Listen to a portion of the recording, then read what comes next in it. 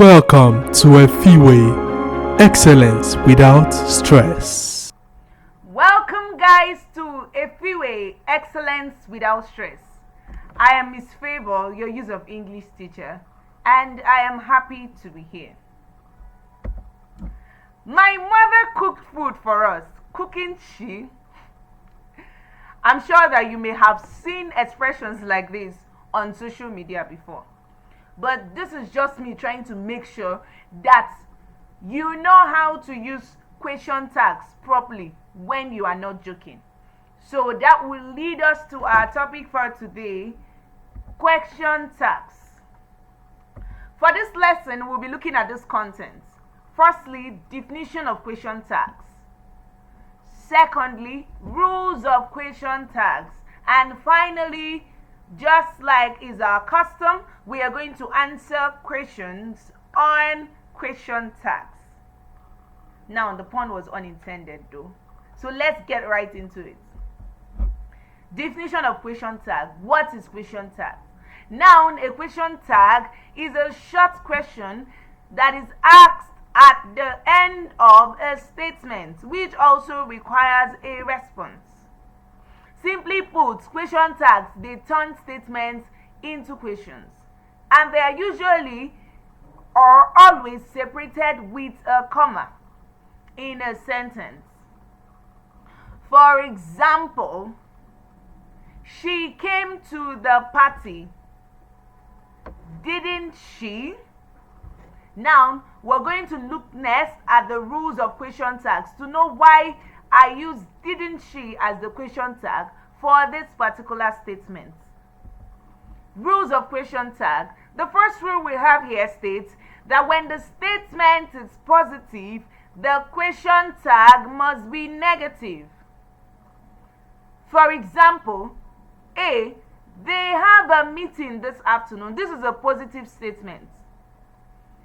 And look at our question tag. Don't they?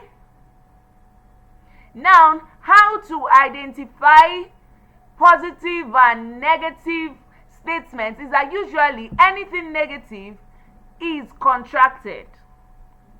That's why you have all these apostrophe in these words.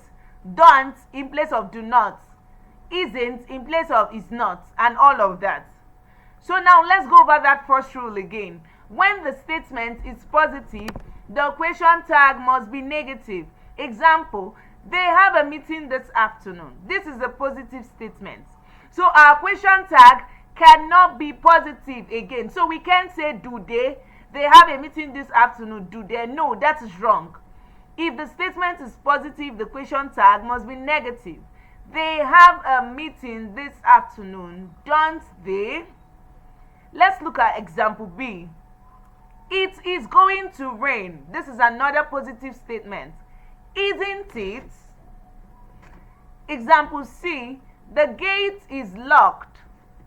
Isn't it? Now let's look at rule number 2. When the statement is negative, the question tag must be positive. Examples. Example A. They don't have a meeting this afternoon. The don't in this statement tells us that it is a negative statement. They don't have a meeting this afternoon. So we can't use don't they. No. They don't have a meeting this afternoon. Do they? B. It isn't going to rain. Is it? C. The gate isn't locked. Is it? Now, of course, you should know that question tags usually carry response, especially in conversational purposes. For example, they have a meeting this afternoon, don't they? The response, yes, they do.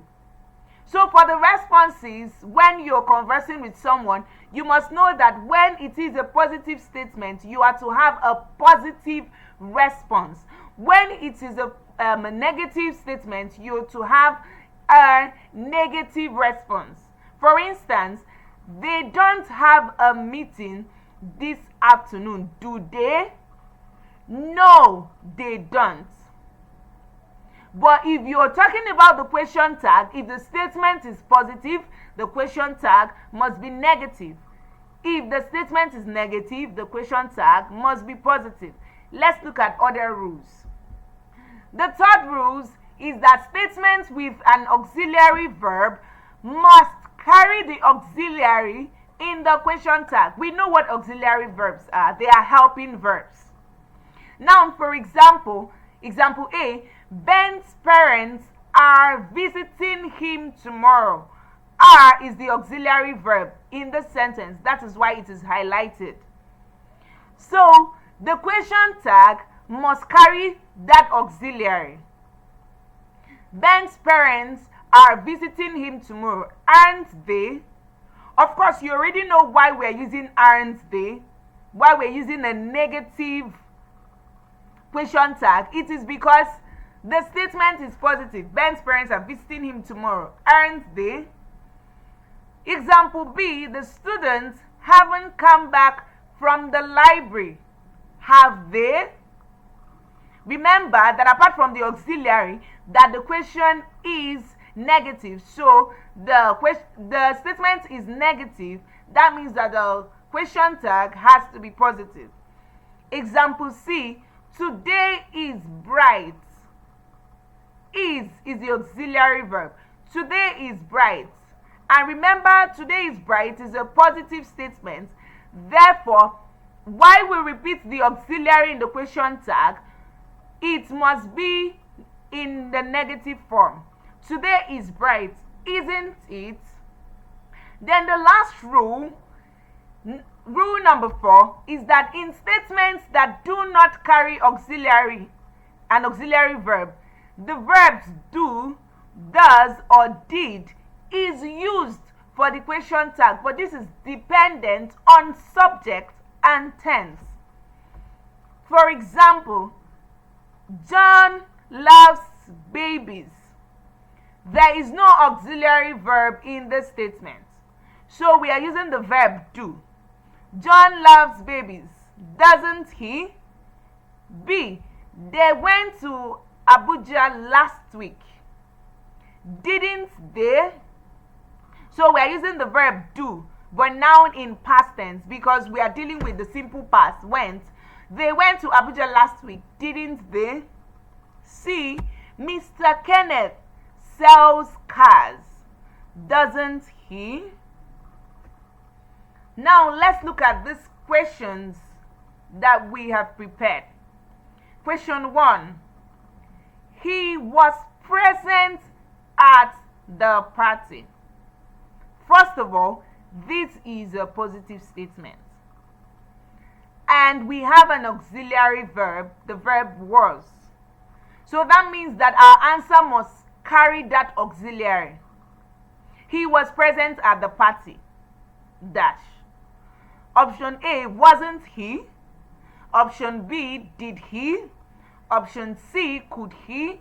Option D, didn't he?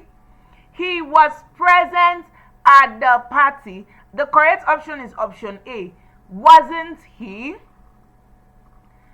Question 2, Lima doesn't like working in the dark. This is a negative statement. Lima doesn't like working in the dark. Option A, has she? Option B, does she? Option C, will she? Option D, did she? The correct option is option B. Lima doesn't like working in the dark. Does she? Question number 3. We stood up when the principal came in. Option A, isn't it? Option B, didn't we?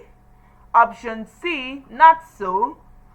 Option D, did us. The correct option is option B. We stood up when the principal came in. Didn't we? First of all, remember that there is no auxiliary verb in this sentence. That means we employ the use of the verb do. But remember that what we are dealing with here is past tense. We stood up. So that is why we chose didn't we? We stood up when the principal came in, didn't we? Question number 4. Bimbo sings beautifully. Our options: option A, isn't it? Option B, doesn't she? Option C, isn't she? Option D, does she? Bimbo sings beautifully. This is a positive statement. That means that our question tag has to be in the negative, and there is no auxiliary here. So our correct option is option B. Bimbo sings beautifully, doesn't she? Question number 5. You don't like mathematics, dash you? A, do. B, don't. C, can't. D, can. You must remember that this question is in the negative. That means that our question tag, this statement is in the negative. That means our question tag must be in the positive, and our correct option is option A. You don't like mathematics, do you? Do you? Question number 6. She said you would eat there, dash. Option A, wouldn't she? Option B, doesn't she? Option C, won't she? Option D, didn't she? The correct option is option D. Why is that? Firstly, our statement is a positive statement. That means that our question tag should be negative. Also, there is no auxiliary in our statement, and that is why we're using the verb do. Didn't she? Question 7.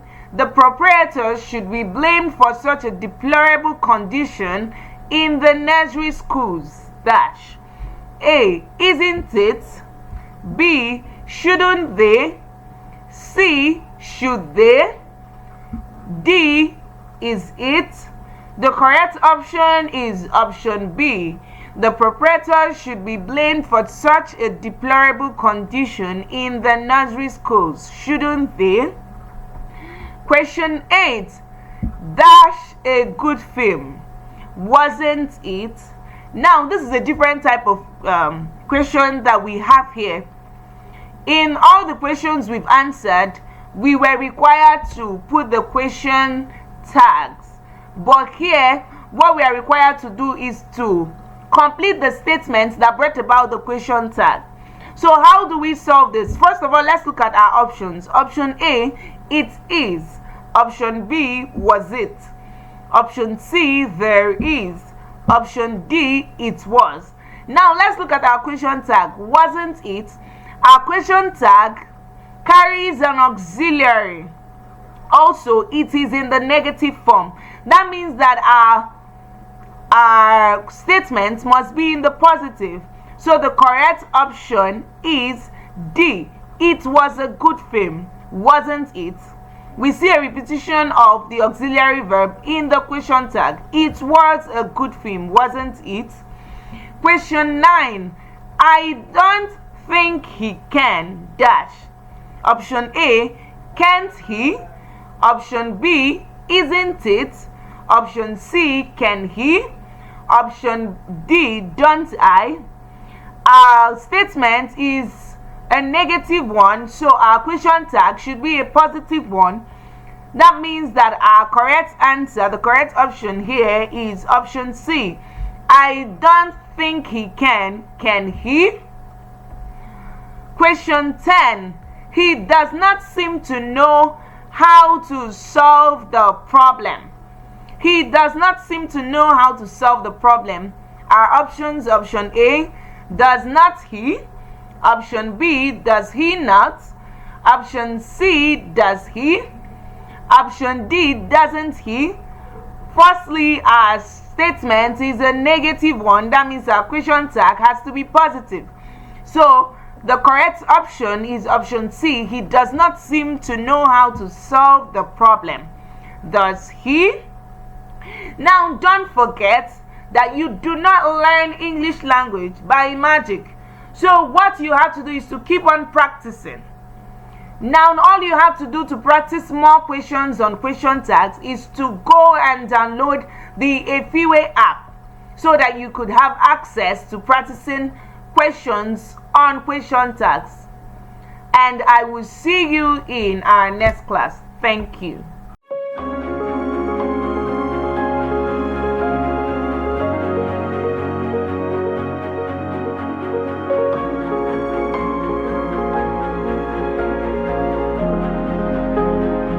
Welcome guys to EFIWE Excellence Without Stress.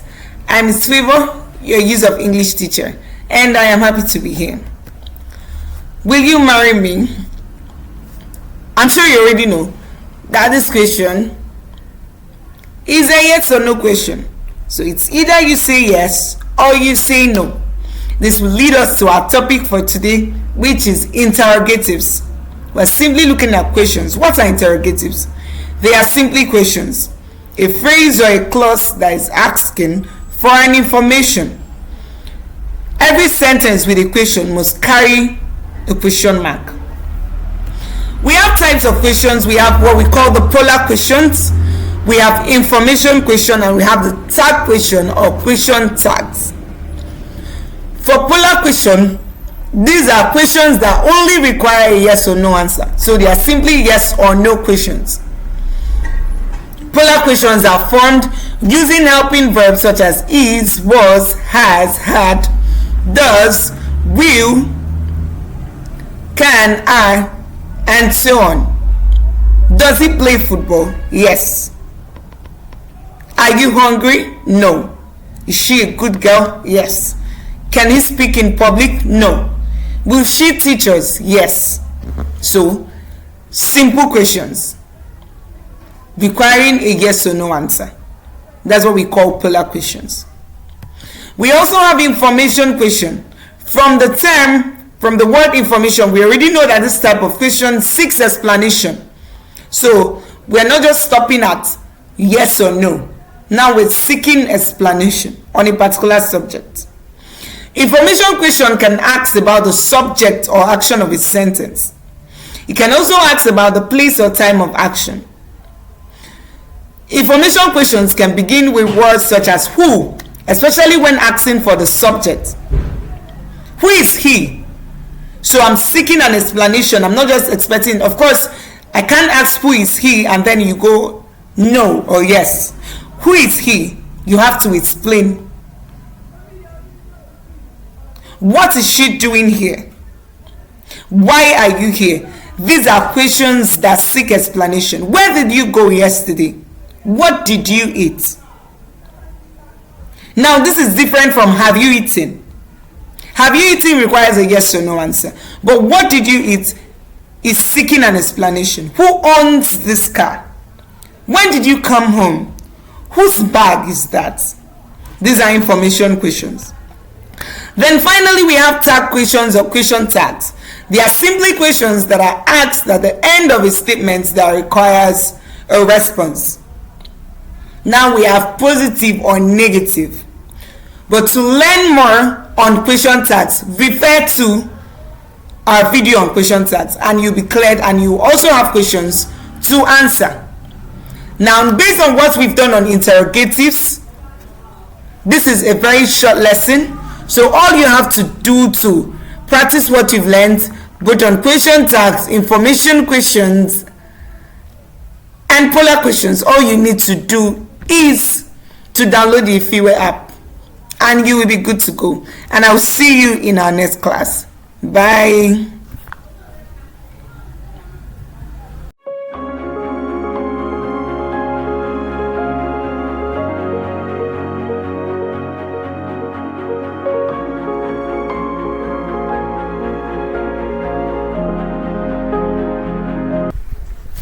Welcome guys to EFIWE Excellence Without Stress.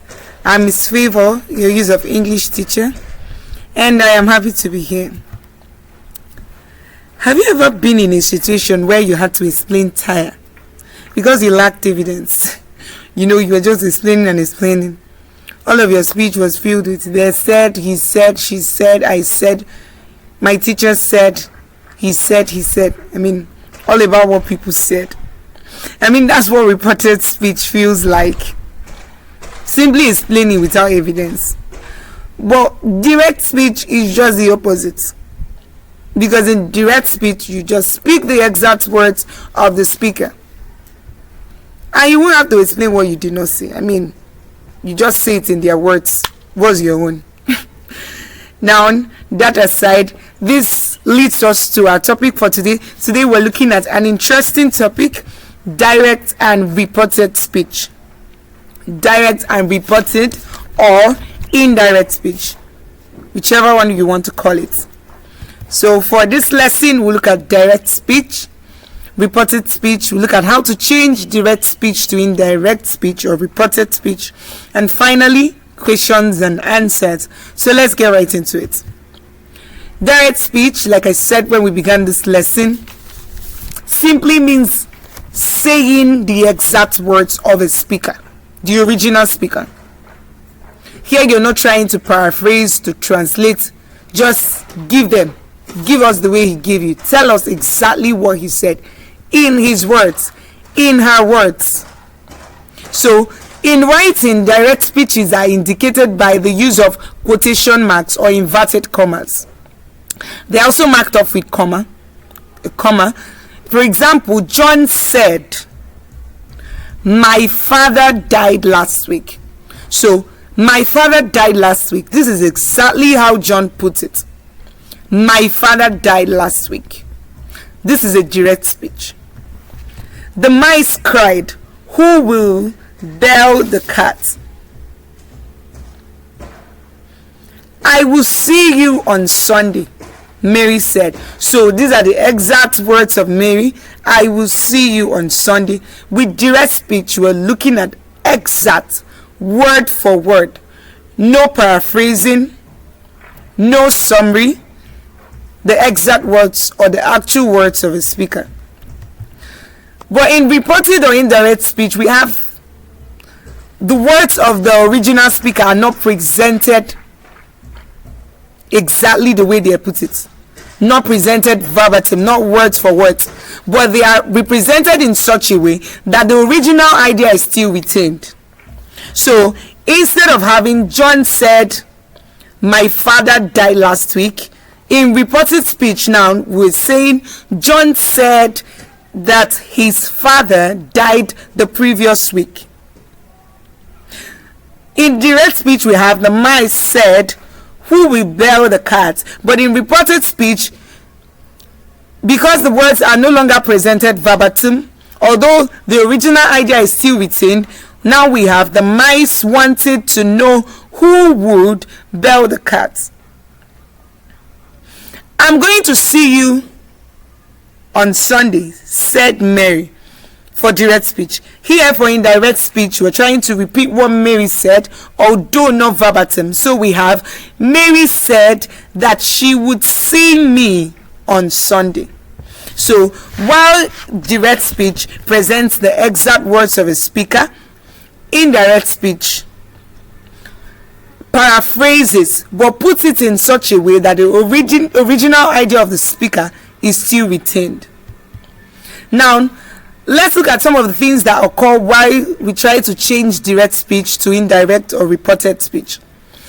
Now, there are word classes that must change in changing direct speech to indirect or reported.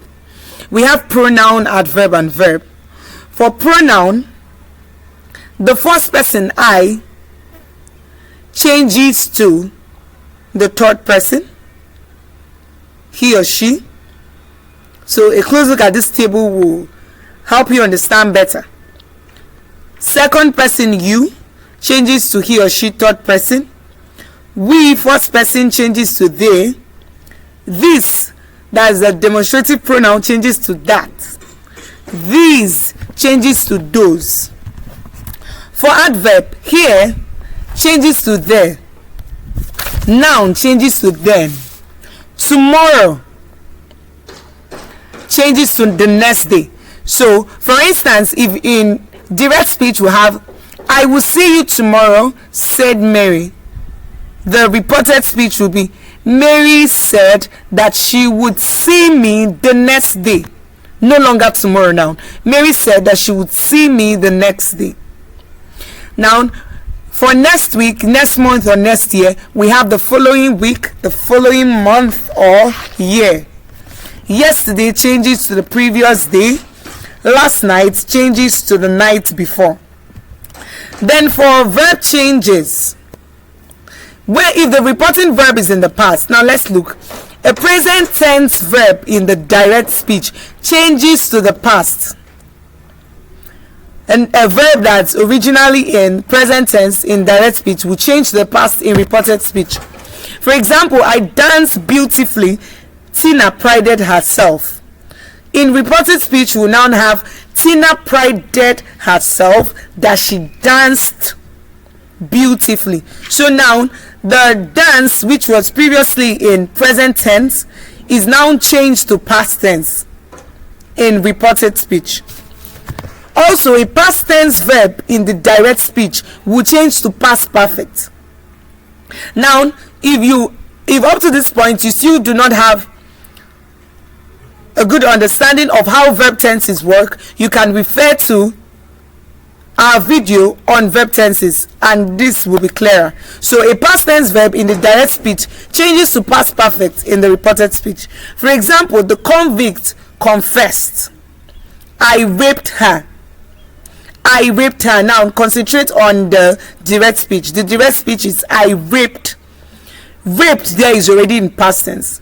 So it becomes the convict confessed that he had raped her. Now this is past perfect. That he had raped her. So now let's look at these questions. Yesterday in the hall, Ola said that dash his watch. A, he had mislaid his watch. B, he had forgot his watch. C, he has misplaced his watch. D, he have lost his watch. The correct option here is option A. Now we're answering this question based on tense. Yesterday in the hall. So this is already past. Olaf said that he had mislaid his watch. That means he probably kept it somewhere he did not remember. He had mislaid his watch. Question 2, he reported to his manager that he dashed overseas. A, had never been. B, never was. C, has never been. D, is never. The correct option is option A. He reported to his manager that he had never been overseas. Question 3, in quotation marks we have I have seen your book. That's the direct speech. The teacher informed me that dash. A, he has seen my book. B, I have seen your book. C, he had seen my book. D, he had been seeing my book. The correct option is option C. The teacher informed me that he had seen my book. Remember that the first person, I, usually changes to the third person, he or she. So the teacher informed me that he had seen my book. Question 4, don't study on the examination day. What did he tell you? He told me dash on the examination day. A, no studying. He told me no studying on the examination day. No. B, he told me don't study. No. C, he told me not study. That's wrong. D, he told me not to study. The correct option is option D. The direct speech is don't study on the examination day. So he told me not to study on the examination day. Question 5, don't come to school tomorrow. That's the direct speech. The headmaster told the pupils dash. A, don't come to school tomorrow. B, not to come to school tomorrow. C, not to come to school the next day. D, not coming to school the next day. The correct option is option C. The headmaster told the pupils not to come to school the next day. Remember that when we discuss adverb changes as as it relates to changing direct speech to reported speech, we said that the adverb tomorrow in direct speech, that when it gets to reported speech, it changes to next day. So don't come to school tomorrow. That's the instruction of the headmaster. The headmaster told the pupils not to come to school the next day. Question 6. The teacher asked if she dash seen her boyfriend recently. A. Has. B. Have. C. Was. D. Had. The correct option is option D. The teacher asked if she had seen her boyfriend recently. Question 7. Jane asked James dash whether could she meet him later. B. Could she meet him later. C. If she could meet him later. D. That she could meet him later. The correct option is option C. Jane asked James if she could meet him later. Question 8. Yesterday my mother asked me dash. A. If I was tired. B. If I am tired. C. Are you tired? D. Whether was I tired? The correct option is option A. Yesterday my mother asked me. So we are dealing with past tense. My mother asked me if I was tired. Question 9. Last Monday his father asked me dash. A. Did you come yesterday? B. Had I come yesterday? C. If I had come some days before. D. If I had come the day before. The correct option is option C. Last Monday his father asked me last Monday if I had come some days before. Question 10. Have you given the patient his medicine? Now this is a direct speech. The doctor asked the nurse dash. A. If you have given the patient his medicine. B. Had you given the patient his medicines? C. Have you given the patient his medicine? D. If she had given the patient his medicine. The correct option is option D. The doctor asked the nurse if she had. So have changes to had. If she had given the patient his medicine. This will bring us to the end of our lesson on direct and reported speech. Now, as is our custom, you already know that all you have to do to get access to more questions on direct and indirect or reported speech is to simply download the EFIWE app and you'll be good to go. Thank you for watching. I'll see you in our next class.